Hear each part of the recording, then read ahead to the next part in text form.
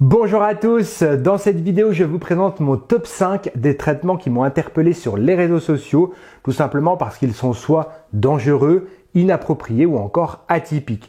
L'objectif n'est pas de critiquer les thérapeutes qui ont réalisé ces traitements, mais de vous sensibiliser, de vous apporter un esprit critique sur ce que vous pouvez voir sur les réseaux sociaux. On commence avec le premier traitement.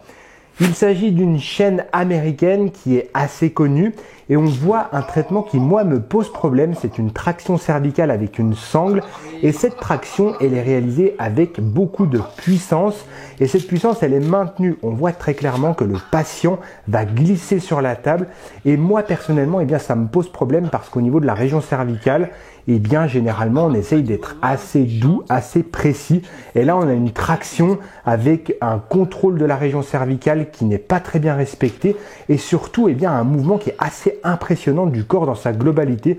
Donc on imagine bien qu'au niveau des cervicales on a quand même pas mal de contraintes et ça peut perturber au niveau psychologique et également au niveau mécanique les patients.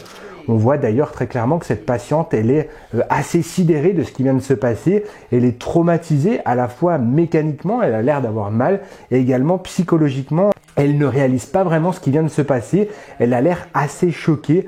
Et très franchement, il y a de quoi parce que moi personnellement, je ne monte pas sur la table pour réaliser ce type de technique qui d'un point de vue thérapeutique, pour moi n'a pas beaucoup de sens et en plus est dangereuse et traumatisante pour les patients. Et très franchement, je trouve ce genre de thérapie inadaptée parce qu'elle est dangereuse et en plus elle reflète une très mauvaise image de la profession, que ça soit ostéopathique, kinésithérapique, chiropractique, parce que les patients quand ils voient ça, ils se disent oulala, les manipulations ça a l'air très dangereux et très douloureux. Deuxième type de thérapie, il s'agit de l'ihama. Donc désolé, j'ai un mauvais accent arabe parce qu'effectivement, cette thérapie a une origine dans les pays arabes, dans les pays du Golfe et également dans la zone asiatique géographique. C'est une technique ancestrale qui repose sur la mise en place de ventouses. Donc on va mettre en place les ventouses sur des zones anatomiques particulières. Ensuite, on va enlever ces ventouses et on va effectuer des petites saignées, des petites lésions à l'aide d'une petite lame et on va replacer dans un deuxième temps les ventouses à l'endroit où elles l'étaient initialement. L'objectif va être d'aspirer, d'effectuer une succion des liquides, alors le sang, la lymphe, et de les recueillir au sein de la ventouse. Alors moi, cette technique, elle m'a surprise parce que j'avais pas connaissance de ce type de thérapie. On recueille quand même une éponge sanguine. C'est assez perturbant pour nous occidentaux qui n'avons pas l'habitude de ce genre de traitement. Et c'est assez sanguin. En fait, on n'a pas l'habitude de passer la barrière cutanée et d'avoir un effet sur les fluides, un effet sur le sang, la lymphe. Moi, ce qui me perturbe un petit peu, c'est la quantité qu'on va recueillir finalement de liquide. Et ce qui me perturbe dans cette vidéo finalement, c'est aussi le manque d'hygiène parce que on n'a pas de gants, on essuie ça avec un mouchoir en papier, mouchoir courant, et puis le scalpel, on le voit pas déballer. Enfin, on sait pas vraiment les mesures d'hygiène qui sont présentes. Elles n'ont pas l'air d'être très respectées. Il faut savoir qu'on n'a pas l'habitude de voir ce genre de thérapie en France, tout simplement parce qu'elle n'est pas autorisée.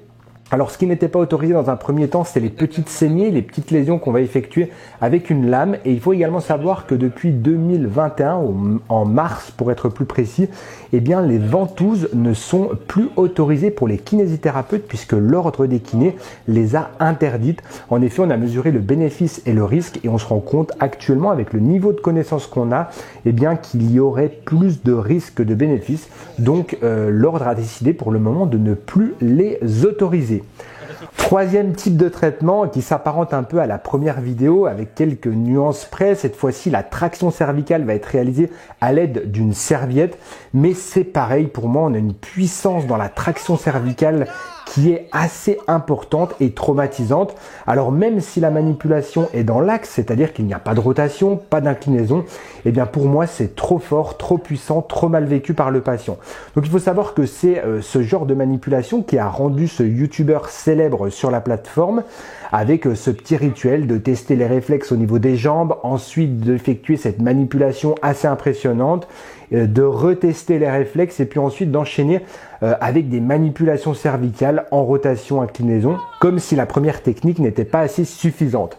Alors, ce qui me gêne beaucoup, c'est l'intensité de la technique qui, comme je vous le disais, est traumatisante d'un point de vue physique et psychologique.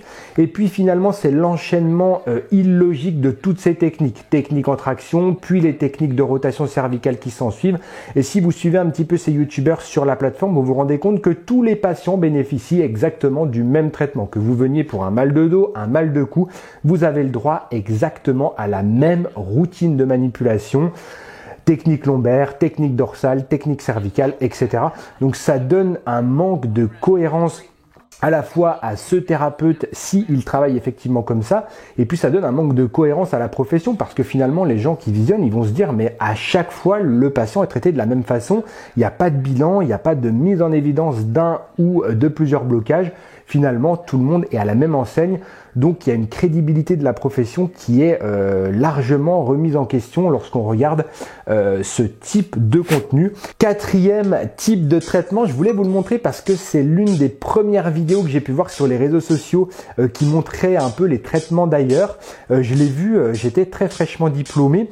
Et là, dans cette vidéo, on voit un thérapeute qui est en train de taper sur un burin sur la colonne vertébrale des patients. Et c'est assez impressionnant parce qu'on a l'impression d'être entre un thérapeute et un maçon qui est en train de rééquilibrer une colonne vertébrale de façon assez mécanique, basique. Et avec un appui qui a l'air assez important sur le marteau. Alors on ne sait pas trop en quoi est fait le burin, mais ça a l'air quand même assez rustique. Et d'un point de vue thérapeutique, on voit pas trop la cohérence de tout ça, surtout qu'il tape sur toute la colonne vertébrale, les sacro-iliaques, etc. Donc assez perturbant comme vidéo. On a l'impression d'être dans quelque chose de vraiment très très mécanique. Dernier type de traitement, peut-être le meilleur pour la fin, en tout cas le plus dangereux. Là, je ne comprends vraiment, mais alors vraiment pas la cohérence de ce type de traitement.